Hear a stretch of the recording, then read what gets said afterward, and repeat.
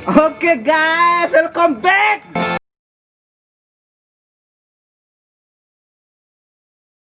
Dikira oleh mereka ketika tidak ada di draft Omnibus Law itu, berarti dia dihapus.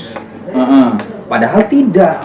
Nah, ketika dia tidak dirubah oleh Omnibus Law, berarti dia tetap di undang-undang lama, tetap berlaku di undang-undang yang lama itu, termasuk cuti itu ya. Iya, cuti haid, cuti hamil dan segala macam. Nah, itulah yang saya maksud. Jadi kalau kita melihat Omnibus Law ini, ketimbang kita melihat dia sebagai sebuah produk hukum, sebenarnya Omnibus Law ini hanyalah teknik hukum supaya untuk membuat undang-undang yang lebih berkualitas. Oke. Nah, itu yang pertama. Yang kedua, terkait masalah kritikan banyak orang yang terkait masalah pesangon, masalah apa segala macam. Satu lah dulu, misalnya pesangon. Kayak pesangon misalnya. Yang dari 32 kali menjadi 6 bulan gaji ya? 25 atau 26 kalau tidak salah. 25 kali. Nah, ini sisanya sekitar 7 kali itu dikelola dengan jaminan sekian ditanggung oleh si pemberi kerja, sekian ditanggung oleh pemerintah, dalam hari ini BPJS kalau tidak salah. BPJS Ketenagakerjaan. Begini, kalau kita lihat datanya, satu Indonesia nih yang menerapkan Undang-Undang 13 tahun 2003 itu hanya 7% terkait pesangon itu. Oke, maksud saya cerita Windy. Jadi Windy itu perlu diterima kerja. Dia sudah tanda tangan kontrak. Cuma karena itu hari dia bermasalah, akhirnya dia disuruh untuk mundur. Windy tidak tahu. Dia iya aja. Sehingga pada akhirnya dia tidak mendapat pesangon karena hitungannya dia adalah mengundurkan diri. Bukan diberhentikan. Karena dia tahu perusahaan ini kalau dia mengundurkan diri, dia harus bayar sekian. Nah, itu contoh perusahaan yang menerapkan. Cuma maksud saya begini, Kak. Di undang-undangnya saja apa di undang-undang yang lama saja, di undang-undang ketenagakerjaan itu aja sudah diatur sedemikian rupa, apalagi sekarang yang tidak diatur malah tambah. Bukan tidak diatur, dikurangi. Dengan dikurangi diharapkan bahwa ada keringanan untuk pengusaha sehingga mereka mau menerapkan itu. Oke. Itu yang pertama. Cuma yang saya mau bilang bahwa kelemahan ekses negatif yang diterima oleh si pekerja ini di cover oleh negara. Jadi ketika kita lihat hubungan tripartit antara pemerintah, pengusaha dan buruh, itu gini modelnya. Buruh mundur mungkin selangkah, pengusaha maju selangkah, pemerintah yang cover di dalam bentuk jaminan kehilangan pekerjaan. Jadi selama ini jaminan sosial itu tidak ada jaminan kehilangan pekerjaan. Yang ada hanya jaminan kecelakaan, jaminan hari tua, jaminan apa dan segala macam. Nah, sekarang ditambah ada namanya jaminan kehilangan pekerjaan. Itu ditanggung oleh negara. Dengan mereka podcast. Kau bayangkan ini. Jadi jaminan kehilangan pekerjaan ini. Jadi kalau kau di PHK, kau bakalan ditanggung oleh negara. Iya. Sekian. Kenapa tidak ditanggung oleh ini perusahaan? Ya itulah maksudnya ini dalam rangka membuat investasi itu masuk. Karena kalau malah membebani APBN. Membebani APBN itu adalah konsekuensi. Karena kalau kau membebankan itu pada pengusaha tidak mau masuk. Kalau pilihannya dua bagi pengusaha, dia tidak mau masuk ataukah dia melanggar undang-undang. Enggak, kalau bicara ini, Pak, pengalaman dari negara-negara lain misalnya yang mengatur tentang itu. Kalau negara lain lebih kita hampir mendekati mereka. Kalau kita melihat mereka nih model kerjanya jauh lebih fleksibel daripada kita. Yang dikritik misalnya kayak masalah satuan kerja. Dengan adanya PKWT berdasarkan waktu kerja itu membuat sistem kerja kita lebih fleksibel. Kayak saya sederhana misalnya begini, saya jadi buruh sekarang, persatuan waktu. Di sisi lain, saya punya waktu fleksibel. Jadi misalnya saya kerja di sini 1 jam, saya punya waktu lagi untuk 2 jam. Ketimbang saya menjadi pegawai tetap, yang harus office hour dari jam 8 sampai jam 5 sore.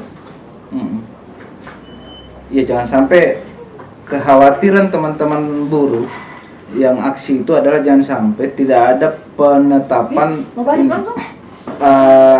karyawan tetap, Iya. sehingga dikhawatirkan akan ada outsourcing seumur hidup. Pegawai tetap masih ada, Riz. Pegawai tetap masih ada. Outsourcing pun yang bertanggung jawab atas itu adalah perusahaan alidayanya, Penyedia outsourcing. penyedia outsourcingnya. Jadi kok jadi pegawai tetap di perusahaan alidayanya? Nah, Kalau di tempat itu kok jadi perusahaan outsourcing? Cuma diharapkan perusahaan alidaya ini yang kemudian membuat si pegawai itu jadi pegawai tetap. oke. Begitu. Terus bagaimana terkait ini? Saya boleh bertanya? Hmm. Lalu ada tidak regulasi yang memperkuat perusahaan outsourcing atau pihak ketiga ini? Ya. Eh, Jadi yang mengatur itu Kak, yang mengatur regulasi yang ini untuk perusahaan alidaya itu. Syarat-syarat perusahaan outsourcing. Nah itu dia, kemungkinan besar itu diatur di tempat. Cuma saya itu harus dibaca lebih rigid, karena undang-undang yang existing setahu tidak ada juga. Tidak ada kan?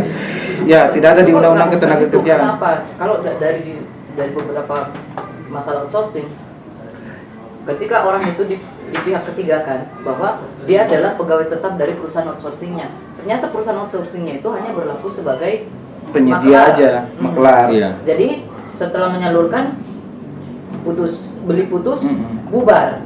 Tidak ada ini. Nah, apakah nanti jaminan kehilangan pekerjaan itu diberikan kepada ini atau langsung kepada pekerja? Kayak gitu Kak?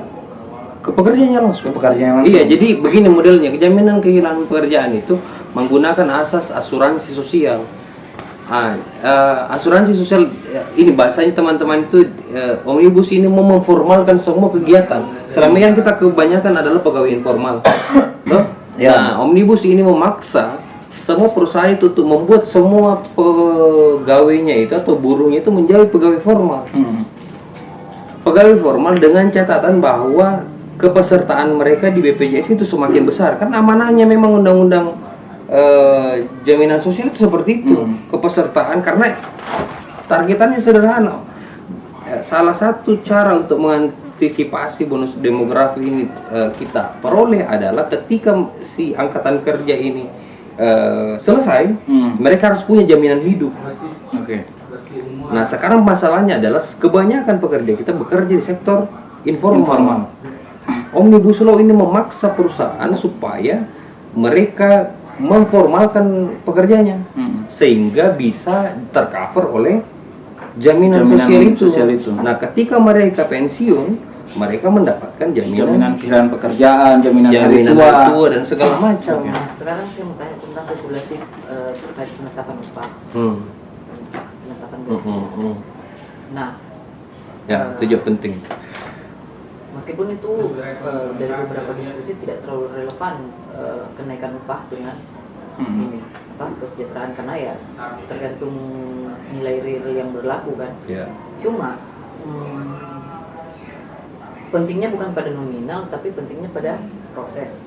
Kenapa tidak membuka, misalnya memberikan omnibus law untuk fleksibilitas pengaturan upah, memberikan atau menaungi satu peraturan tentang serikat buruh yang wajib memiliki saham 1%.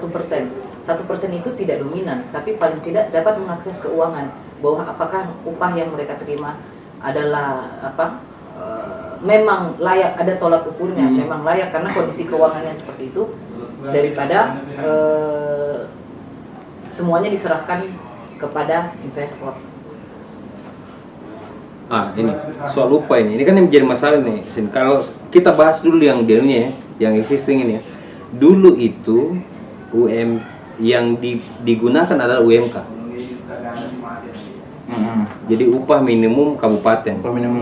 Yang berlaku. Di Omnibus Law itu dirubah. Jadi diberlakukan UMP. Jadi gubernur itu menentukan UMP berdasarkan PDB, berdasarkan inflasi dan kondisi ekonomi daerah tersebut. Nah, ditetapkan UMP cuma untuk kondisi ada kabupaten yang di atas dari UMP itu gubernur bisa menetapkan UMK. Oh, yang menetapkan itu gubernur. Gubernur sekarang. Dulu kan kabupaten. Sekarang gubernur yang menetapkan. Gubernur menetapkan, cuma UMP yang ditetapkan gubernur ini bisa ditetapkan UMK. Kalau dianggap bahwa UMP itu terlalu rendah. Yang dipermasalahkan itu upah minimum sektoral. Jadi misalnya kalau sektoral apakah konstruksi kan mungkin jauh lebih tinggi, apakah ada segala macam toh itu kan dihapus di draftnya. Cuma dibilang kalau masih ada sekarang yang perusahaan yang menggunakan upah minimum sektoral itu tetap berlaku. Itu basis perubahannya. Itu basis perubahannya. Metal, garmen, iya. itu kan berbeda. Itu berbeda dengan ini. Nah, cuma perusahaan yang masih menggunakan UMS itu tetap dipertahankan, masih bisa. Cuma UMS yang itu dia yang saya maksud. Kadang teman itu pernah menghitung perbedaan antara UMP sama UMK itu bisa 300.000, 200.000 lebih rendah ketimbang UMK. Cuma masalahnya begini, UMK itu kadang bukan didasarkan pada produktivitas buruh. Itu yang jadi masalah. Ya memang tidak, namanya saja minimal. Ketika mereka beda lagi ketika mereka produktif. Harus ada insentif terhadap reward terhadap produktivitas tersebut. Iya, itu karena kan minimal, kebutuhan hidup paling minimalnya. Jadi memang ya itu adalah istilahnya gaji start pertama. Iya, cocok men. Cuma kan pertanyaannya adalah bagaimana kita menentukan itu? Kenapa bisa ada daerah yang sampai 4,5 juta? Dan itu adalah janji wali kota. UMP-nya. Iya, UMK-nya. UMK-nya. Kalau tadi dibilang kan UMK itu bersandar pada inflasi. Ya beda. Itu juga salah satu protes dari ojek online ya. Iya. Ojek online diterapkan tarif yang sama antara Balikpapan dan Surabaya. Tapi ternyata kontur tanahnya itu lebih variatif di Balikpapan karena naik turun artinya lebih susah. Perawatan motor lebih mahal dan lain-lain. Yang kedua, kalau di Surabaya mungkin ini valuasi ekonomi sederhana ya. Pakai es teh manis saja masih dapat Rp4.000, Rp5.000 di Surabaya. Sedangkan untuk Balikpapan itu mereka harus narik minimal jarak pendek itu 2 kali 3 kali baru dapat satu es teh manis, es kosong namanya. Nah, perbedaan itu kan dari inflasi. Dari harga yang berlaku, harga kebutuhan hidup yang berlaku di daerah. Kalau contohnya, kenapa beda sektoral antara metal dengan garmen, antara garmen dengan transportasi? Karena di dalam situ ada komponen bahwa risiko terbesar dan paparan, misalnya kayak paparan radiasi, paparan resiko kerja metal itu jauh lebih beresiko dibanding dengan garmen atau transportasi. Makanya mereka punya upah sektoral. Tapi ketika itu begini, bukan sama saja misalnya, ia tidak dilarang kalau tetap masih mau pakai upah sektoral. Tapi kalau memang di upah sektoralnya misalnya 4,5 juta, ternyata yang ditetapkan oleh pemerintah itu di bawah 4,5 juta ya juga tidak dilarang untuk perusahaan memakai angka yang paling kecil. Kecil, pasti. Iya. Apalagi kalau misalnya itu dihilangkan UMSP-nya. Upah minimum sektoral perusahaan. Nah itu UMSP kan tetap ada. Yang saya tekankan begini, bagaimana ketika UMK itu ditetapkan bukan karena standar-standar itu, dia ditetapkan berdasarkan janji politik. Nah kalau itu memang harus direview ulang. Iya. Itulah hasil reviewnya bahwa banyak UMK itu ditetapkan karena janji politik ketika dia mau maju jadi wali kota atau kepala daerah. Sedangkan dia tidak sesuai dengan standar seharusnya. Itu yang jadi masalah. Ada UMK misalnya di daerah A ditetapkan sekian. Ternyata ketika berganti bupati melonjak tinggi karena janji politik, sehingga pada akhirnya investor di daerah itu tidak memiliki kepastian hukum. Akhirnya investasi itu keluar dari daerah itu. Lanjut. Nah itu tadi, bagaimana ketika UMK itu didasarkan pada janji politik. Untungnya ini perusahaan yang kena itu masalah ketidakpastian hukum ini pindah ke daerah lain, masih di Indonesia juga. Gimana kalau ditarik diri dari ke luar negeri? Itu karena tidak pastinya standar hukum terkait masalah pengupahan itu. Walaupun sebenarnya saya mau bilang bahwa ya gubernur juga tidak masih ada juga ruang itu. Cuma maksudnya itu dijadikan sebagai standar rata-rata satu daerah. Oke, kasus yang dari Tangerang ke mana? Cirebon. Iya. Karawang dan segala macam. Pindah. Itu kan untuk menjawab misalnya anggaplah itu Anda menjawab ketidakpastian terhadap investor. Lalu regulasi apa yang ditetapkan oleh Omnibus untuk menjawab ketidakpastian terhadap tenaga kerja? Termasuk ketidakpastian upah yang diserahkan sepenuhnya kepada pelaku usaha misalnya. Itu tadi yang saya tanya, apakah tidak di bentuk perlindungannya minimal, kita pakai minimal yang paling moderat itu adalah setiap perusahaan yang memiliki tenaga kerja harus memiliki organisasi pekerja yang memiliki saham 1%, paling tidak ketika ada fluktuatif upah itu tidak ada ininya. Pertanyaannya, Osin, 1% itu dikelola oleh siapa? Ketua Serikat Buruh. Kita tahu kan? Ya. Maksud saya gini loh, urusan gini nih. Jadi dalam penyusunan naskah Omnibus ini, di tengah itu buruh masuk menyampaikan aspirasi. Saya pikir ini Kak, sudah selesai lah kita bicara soal ketenaga kerjaan ya. Karena mungkin semuanya sudah dijelaskan dan hampir semua pasal-pasal yang berkaitan dengan itu, yang berkaitan dengan UMK, kemudian merekrut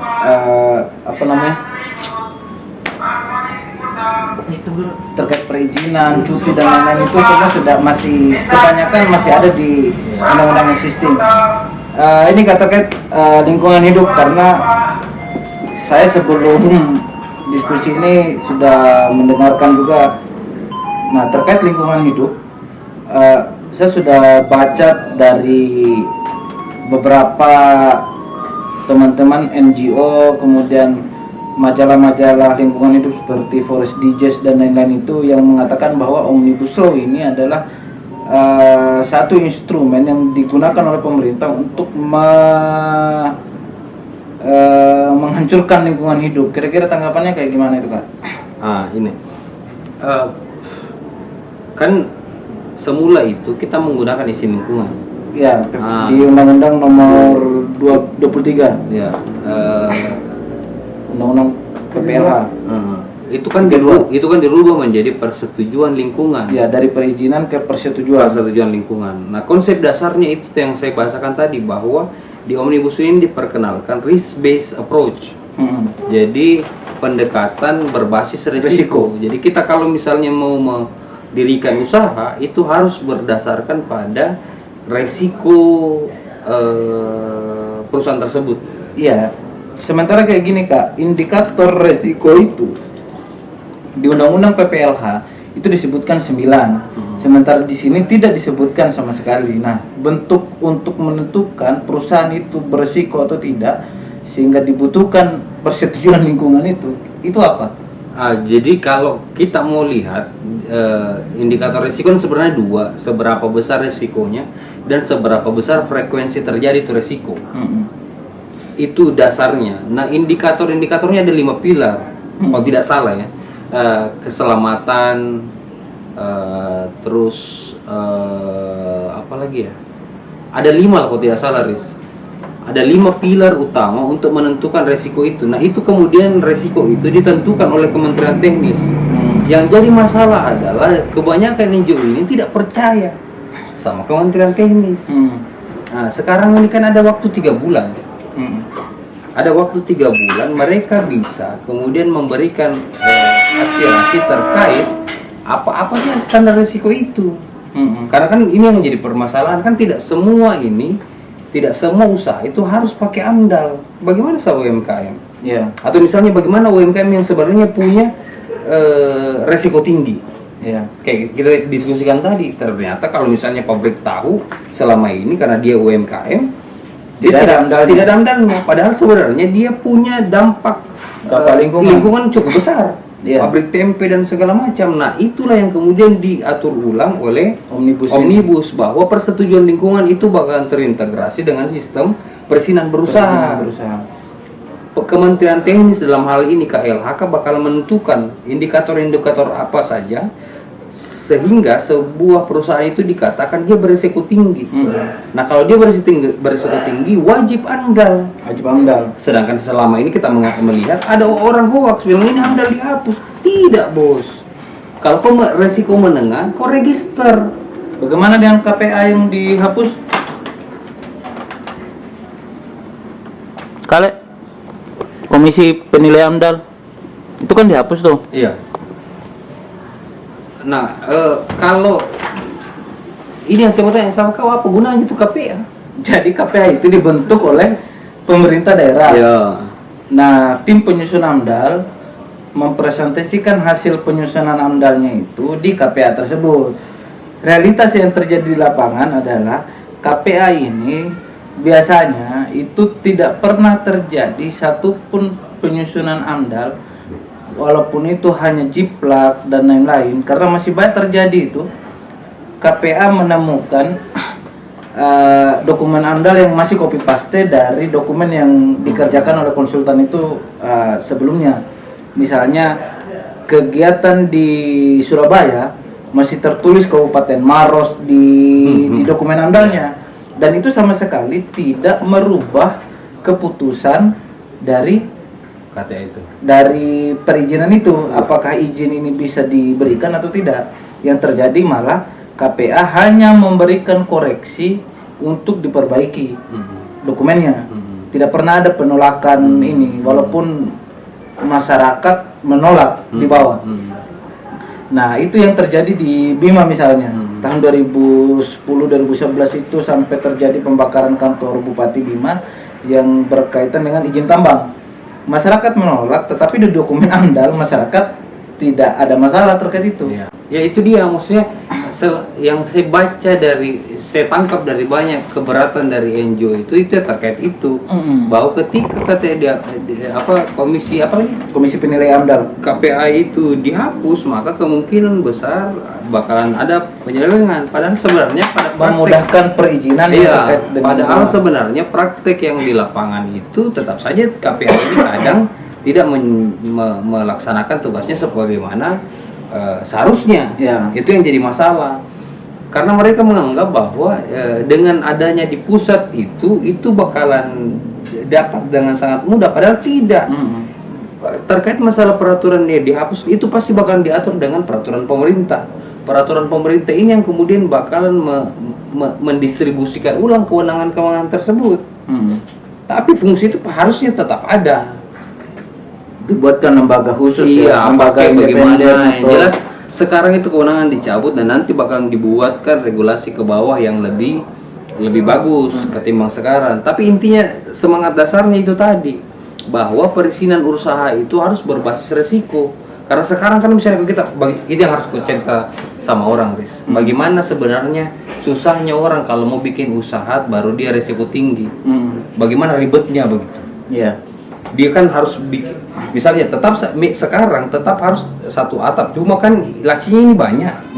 Mau bikin perusahaan harus bikin bikin perusahaan dulu di notaris. Habis dari notaris kau bikin apalagi tuh akta apa begitu yang kau dianggap sebagai bisa beroperasi di sektor itu. Terus minta lagi surat di kementerian, minta lagi surat di pemerintah daerah dan segala macam. Nah, itu disederhanakan. Oke. Jadi pada dasarnya tuntutan teman-teman yang berkaitan dengan lingkungan itu masih tidak berdasar ya, karena di undang-undang existing saja itu dengan undang-undang omnibus ini tidak berpengaruh, tidak berbeda banyak. Tidak berbeda banyak. Yang ada adalah kewenangan dari pemerintah Hanya daerah kewenangan yang dicabut. Tapi tidak berarti bahwa kewenangan itu bakalan hilang. Tidak. Iya, saya baca juga itu Kak terkait penyerobotan hutan adat misalnya yang teman-teman lain juga itu menjadi salah satu poin tuntutannya, itu saya juga melihat itu tidak akan bisa itu perusahaan diberikan izin apabila belum diizinkan oleh masyarakat adat yang ada di kawasan tersebut. Terkait itu restrict liability soal limbah B3 itu. Nah, ini kan yang dikritik oleh orang bahwa dulu ada unsur Kesalahan. Pembuktian kesalahan. Itu kan dihapus. Itu dia. Kan ini yang jadi masalah. Tanpa adanya pembuktian kesalahan itu kan bakalan sulit bagi si pengusaha kalau misalnya tidak ada jelas. Jadi itu dihapus supaya dia bisa masuk di peradilan, dia bisa membuktikan bahwa benar atau tidaknya. Benar atau tidak perusahaan tersebut membuang limbah B3-nya tidak sesuai dengan protokol yang sudah disiapkan menurut ISO sekian-sekian itulah. Lagi menurutmu ada tidak kasus begitu? Ya nggak ada. Nggak ada kan? Iya, hampir semua selesai di kolong meja. Nah, itu yang menjadi ini teman-teman yang menjadi masalah juga. Sebelum itu, Riz. Sebelum itu, ini yang menarik menurut saya. Ini terkait masalah bagaimana kita melihat lingkungan. Nah, ini kan menjadi concern kita beberapa waktu yang lalu, bahwa negara-negara berkembang itu kemudian dipaksa untuk menjaga lingkungannya. Saya emosi ada NGO yang ngomong bahwa Indonesia janganlah. Ada NGO yang menuntut kita untuk kemudian kita menjaga lingkungan, sedangkan di negara asalnya itu perusahaan lingkungan jauh besar-besaran. Jadi kita dipaksa untuk menahan laju industrialisasi. Sedangkan di sisi lain kita itu punya kebutuhan lapangan kerja yang sedikit dan segala macam. Sedangkan ini sumber daya alam memang kita berlimpah, cuma masalahnya di idle, tidak bisa dikelola. Namanya saja berlimpah, cuma kan apa coba yang kita nikmati dari alam yang itu. Kita punya cadangan migas segala macam, cuma kan di atas kertas. Tapi giliran diminta untuk ditambang tidak bisa, kan susah. Nah itu yang harus kita temukan jalan tengahnya. Iya, makanya tergantung dari cara berpikir kita semua sih sebenarnya Kak. Dimana kita berkiblat ini melihat lingkungan hidup, ada antroposentris atau ekosentris kan, itu semua sangat bergantung di situ. Itu dia maksudnya ketika kalau misalnya itu semua ditolak, nah pertanyaannya adalah bagaimana caranya kita mau memanfaatkan sumber daya alam itu untuk kemaslahatan umat. Ya kalau kau mau nuduh oligarki apa segala macam, terserah kau lah urusan itu. Iya, yang menjadi soal kan di situ. Oke lah, kita mau memaksimalkan sumber daya alam kita yang ada. Cuma kan hampir semua teman-teman kita itu tidak ada yang mau. Kalau itu yang mengelola itu adalah perusahaan asing. Iya, betul. Pertanyaannya yang kelola BUMN, oligarki yang lain lah misalnya. Ini kan cuma soal pertarungan oligarki saja, siapa yang mendapatkan. Nah, pertanyaannya adalah apakah dia sudah membangun jembatan untuk itu? Jembatan dalam artian kau melawan oligarki? Kan tidak ada, bos. Apa? Istilahnya kita melawan dalam bentuk kita tidak setuju. Iya. Kasih apa ya? Heran juga saya. Kau cuma larang orang jangan kau begini. Terus mau diapain tuan? Itu sumber daya alam yang melimpah. Mau diapa itu emas kalau tidak ditambah. Iya. Bagaimana cara kita mau menikah begitu kan? Emas mahal. Oke. Mungkin ini pertanyaan pamungkas Kak. Bambang kali. Bambang Pamungkas. Kira-kira bagaimana tanggapannya terkait teman-teman yang demo? Silahkan demo.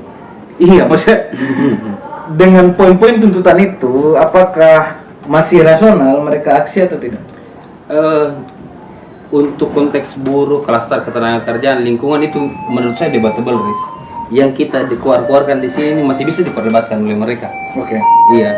Yang pertama kalau misalnya masalah buruh, kita juga walaupun saya buruh, kau juga buruh, Iya. malah kita lebih parah dari mereka. Kita ini pekerja PKWT. PKWT yang kalau kita dipecat sewaktu-waktu Tidak tidak tunjangan, tidak pesangon. Ya kita tahu paham itu. Cuma maksud saya terlepas dari itu, mau demo silakan. Itu hak konstitusional mereka. Saya secara pribadi tidak pernah melarang mereka demo. Mau demo silakan. Itu hak konstitusional Anda. Cuma yang jadi penting adalah jembatan. Sekali lagi jembatan. Jangan sampai demo tersebut ditunggangi oleh banyak penumpang gelap. Becekin lapangan, Bos. Kalau saya omnibus law ini becek. Banyak kelompok yang kemudian masuk dan segala macam yang digunakan untuk kepentingan pribadinya. Itu yang bikin saya tidak rela. Tapi terkait isu yang mereka angkat, Kalau isu yang mereka angkat itu kan, kalau saya sekarang skenario-nya begini. Mereka kan menginginkan untuk ditolak seluruhnya. Itu yang saya tidak sepakat. Kalau misalnya mau ditolak, minimal jangan ditolak semuanya. Banyak aspek yang sebenarnya menurut saya sangat bagus, terutama bagi calon pengusaha muda. Tidak semudah antara kita anak muda mau jadi pegawai, Bos, mau jadi pekerja, mau jadi buruh. Banyak di antara kita ini yang ingin mendirikan usaha dengan mudah. PT sekarang tidak ada lagi standar harus modalnya berapa segala macam. Cara mendaftar kalau resiko rendah, tinggal registrasi online sudah bisa. ya. Nah, itu masa mau ditolak? Saya menyarankan begitu. Kalau misalnya mau ditolak, desak pemerintah untuk membuat perpu pengganti omnibus law untuk pasal-pasal yang bermasalah. Kira-kira yang bermasalah menurut kalian itu pasal apa Yang aja? bermasalah itu kayak contoh Pesangon. pesangon, soal masalah satuan kerja, tenaga asing dan segala macam. Walaupun saya sebenarnya tidak terlalu sepakat karena dia tidak dia tidak memikirkan sudut pandang yang lain, misalnya kayak pebisnis dan segala macam, karena itu kan jadi burden sendiri untuk investasi masuk. Itu yang harus dipikirkan, bagaimana jalan tengahnya, karena itu menurutku sudah sangat tengah. Karena usulan yang dimasukkan oleh pemerintah jauh lebih liberal daripada itu. Karena rohnya omnibus law ini bagaimana caranya supaya menekan harga buruh. Cuma dalam proses legislasi harus dipahami bahwa partai politik ini juga semangat populisnya juga tinggi. Jadi menurutku omnibus yang sekarang itu sudah jauh menyimpang dari marwah sebenarnya. Karena Tapi ngomong-ngomong terkait upah tinggi buruh di Indonesia ini dibanding buruh-buruh tenaga kerja Cina, tenaga kerja India, itu termasuk tinggi. Cina pun sekarang sudah naik. Itu kenapa dianggap ini momentum tepat untuk kemudian kita menangkap peluang ketika ada proses relokasi industri dari Cina ke luar. Karena industri yang ada di Cina yang selama ini dari Eropa dan Amerika kemungkinan sulit untuk kembali ke Cina. Amerika. Iya, sudah pasti. Karena mahal. Mahal. Yang dapat untung dari itu adalah Vietnam. Ya. Yang bertahun-tahun, beberapa tahun yang lalu nih jauh di bawah kita. Itu dia, Riz. Jadi menurutku kalau mau, ya ambil langkah-langkah itu. Kalau misalnya dianggap GR tidak bisa, ya desak pemerintah untuk perpu. Jadi revisi undang-undang bermasalah. Cuma itu tadi penekanannya harus dihitung bahwa harus ada win-win solution antara buruh dan pihak industri. Itu dia penekanannya. Oke teman-teman, kopi juga udah habis, rokok udah mau hampir habis.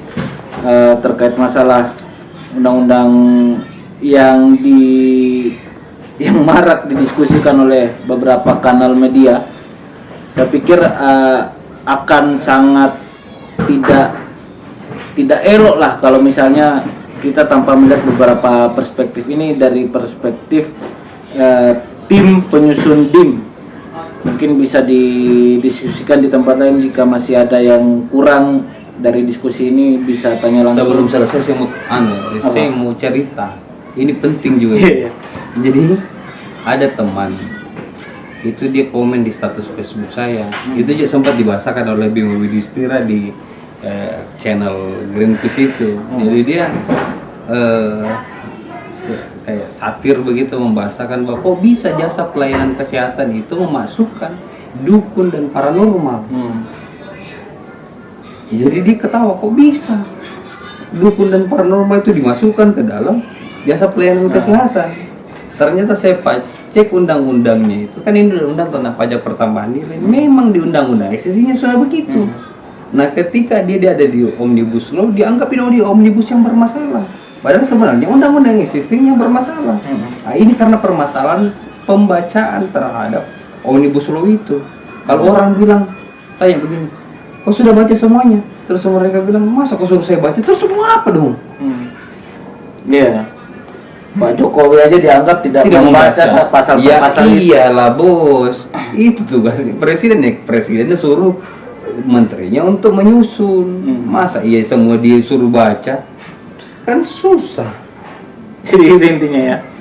Kalau ada yang mendebatkan persoalan apakah Pak Jokowi membaca atau tidak, itu bukan hal yang paling penting untuk kalian Itu diskusikan. bukan substansi. Itu bukan substansi. Yang penting adalah pasal apa yang bermasalah, dicek lagi pasal di undang-undang existingnya apakah ada perbedaan. Nah, yang menjadi soal adalah interpretasi antara redaksi yang ada di undang-undang baru dengan undang-undang yang lama.